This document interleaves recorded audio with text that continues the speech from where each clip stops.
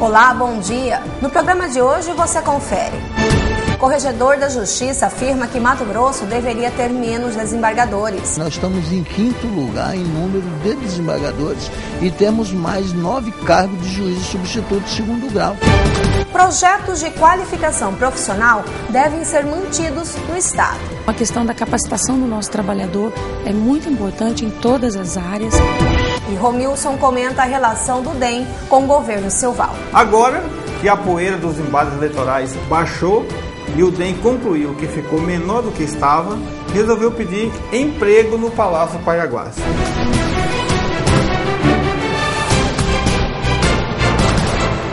Já está em funcionamento o Disque Denúncia contra o crime organizado e tráfico de drogas de Mato Grosso. As denúncias podem ser feitas pelo telefone 0800 647 0515 e a ligação é gratuita. A identidade de quem fizer a denúncia será mantida em sigilo. Considerado por muitos um desembargador polêmico, o Corregedor-Geral da Justiça, desembargador Manuel Ornelas, analisa a atual situação da Justiça Estadual, após as constantes crises que envolveram a instituição em 2010. Apesar disso, para ele, a imagem do judiciário não está arranhada. A instituição é diferente, ela não se arranha facilmente, não é em relação a um determinado deslize quanto àqueles que a compõem que vai arranhar a instituição. Mas a instituição, ela continua erguida, os outros vão erguendo e ela não se arranha não. Os homens sim, é que se arranham e que são passageiros. Em meio à crise instalada na Justiça Estadual, na época em que os 3 desembargadores foram aposentados compulsoriamente, o corregedor ainda propôs ao Pleno do Judiciário reduzir o número de desembargadores, já que para ele tem muito desembargador em Mato Grosso. Nós somos 3 milhões de habitantes em Mato Grosso. Embora o estado tenha dimensões continentais, tenha 79 comarcas, mas nós estamos em 5º lugar em número de desembargadores e temos mais 9 cargos de juízes substitutos de 2º grau. Tanto que se você for analisar o funcionamento da 2ª instância, ela empurra para 0 a primeira. Nós não temos juízes. Nós não temos. A deficiência da primeira instância, onde os juízes funcionam, aonde começa o processo, aonde a verdadeira justiça é feita, a maioria, é muito deficiente em relação ao Tribunal de Justiça. Nós não temos condições hoje, nem se nós fizermos um concurso para juiz, como está aí, em andamento, e tivermos que nomear 80 juízes, eu creio que o presidente do tribunal na época, o desembargador Silveira, o desembargador Rubio, que vai assumir, vai ter que ficar na saia justa para arrumar recurso para isso. E não tem assim, não tá se vendo o recurso. O corregedor também teve o seu nome envolvido em outra polêmica. Ele foi o único a votar contrário à escolha do juiz Fernando Miranda para o cargo de desembargador. Até hoje, o juiz não assumiu o cargo e aguarda uma decisão dos tribunais superiores. Houve um processo natural, um processo normal. É permitido ao corregedor, ao analisar a ficha de todos os juízes, impugnar aquele que ele acha que não tem condição de ser desembargador, na forma da legislação pertinente. Eu entendi que, analisando a ficha funcional dele durante os 20 anos de magistratura, com aquilo que continha, embora tivesse alguma coisa arquivada, outros em andamento, entendeu? Ele não tinha condições de ser desembargador, porque faltavam esses requisitos. Se o meu ponto de vista prevalecer, infelizmente, é essa a função do juiz. Se não prevalecer, eu me dou por satisfeito. Após quase 2 anos à frente da corregedoria, o desembargador que visitou todas as comarcas do estado e realizou as correições, fez um diagnóstico da realidade da justiça de primeira instância. A primeira deficiência que eu vi foi essa, a questão de falta de juiz. Depois, questão de funcionários, a questão funcional. Nós temos comarca que tem um funcionário. Nós temos comarca que ela está sendo o gestor é substituído por pessoal que é contratado por mão de obra terceirizada. Entendeu? E a questão física. Temos várias comarcas que não tem tribunal do júri. Oferecer uma qualidade de vida melhor à população. Este é o desafio da secretária de Estado, Roseli Barbosa, para os próximos 4 anos. Eu conversei com a secretária sobre os projetos para 2011, principalmente na geração de emprego. Acompanhe comigo a entrevista. Esses meses em que eu estive no governo no ano passado me deram uma experiência e a ampla visão do que é realmente o governo, de que é uma secretaria, porque até então eu participava junto com a doutora Terezinha, mas a partir da hora que você senta realmente atrás da mesa e que a responsabilidade é toda sua, é um quadro diferenciado. Já tem algum foco a sua ação dentro da secretaria?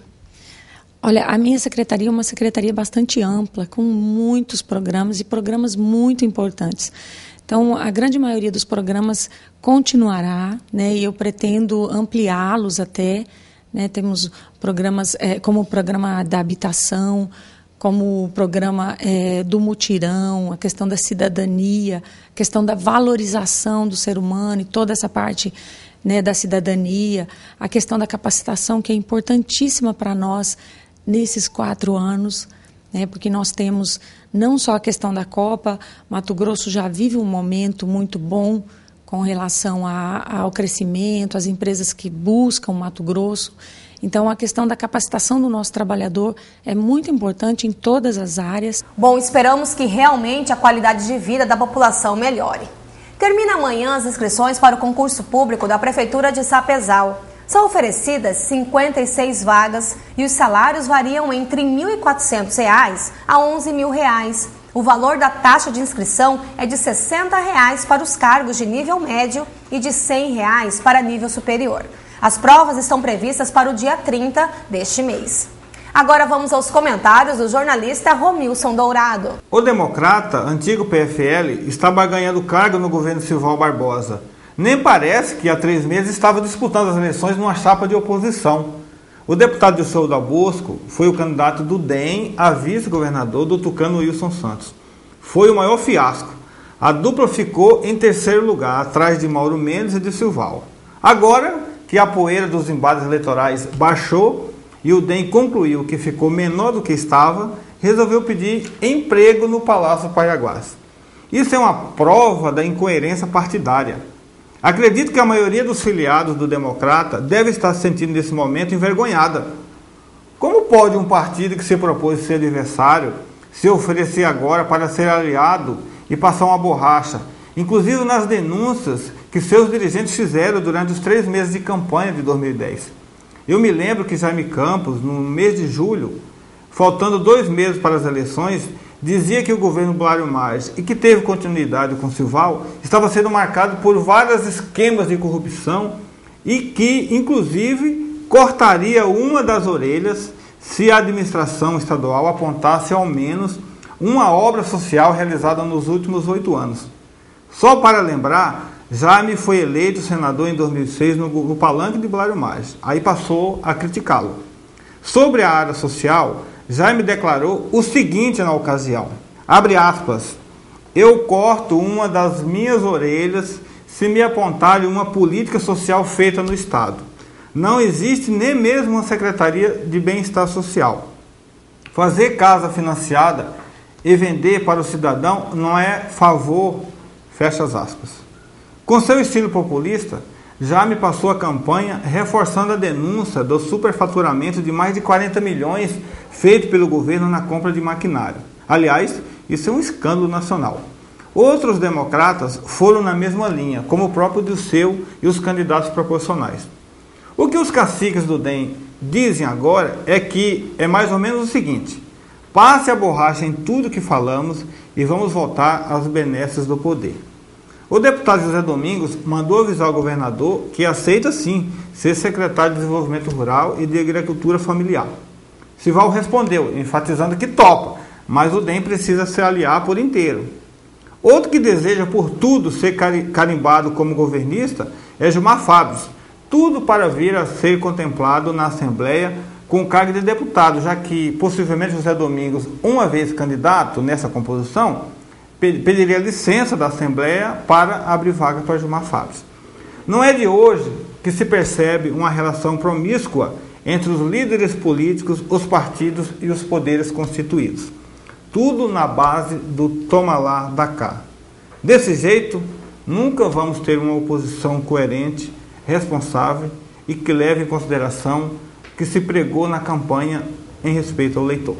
Tudo que foi notícia aqui no RDTV, você pode acessar novamente no site. Um ótimo dia e até amanhã.